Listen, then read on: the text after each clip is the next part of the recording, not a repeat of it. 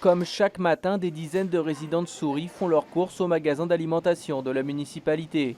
Et pendant que certains remplissent leurs sacs d'épicerie, d'autres attendent dans leur véhicule.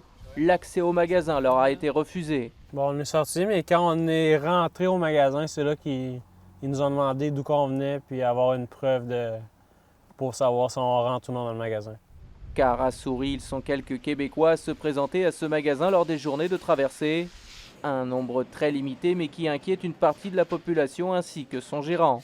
Mais on ne permet pas qu'ils viennent dans le magasin parce que nous avons peur de le COVID. Une peur de la contamination qui crée une certaine réticence à l'encontre des Québécois de passage.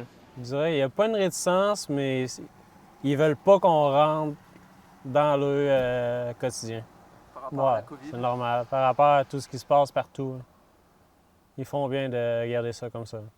Une situation inquiétante mais comprise aussi par le maire des Îles-de-la-Madeleine.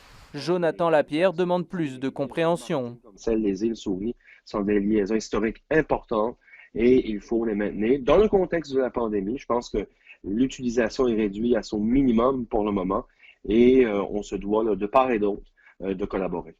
Car depuis le 28 mars dernier, les voyageurs ne sont plus autorisés sur le traversier entre Souris et les îles, excepté pour les travailleurs essentiels ou autres résidents. C'est le cas de ces Québécois qui viennent travailler sur un chantier de construction. Très facilement, avec les papiers de Santé Canada, il n'y avait pas de problème. C'est une attestation comme de quoi qu'on peut venir dans les autres provinces sans problème, vu que on va travailler sur un chantier essentiel.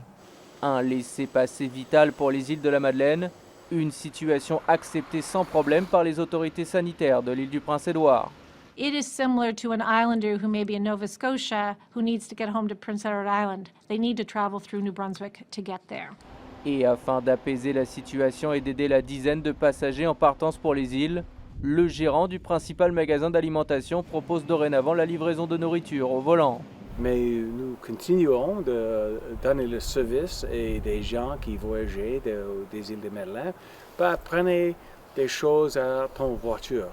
Au grand soulagement des voyageurs qui n'ont pas accès à de la nourriture sur le traversier les menant aux îles. Ici Julien Lecacheur, Radio-Canada. Souris.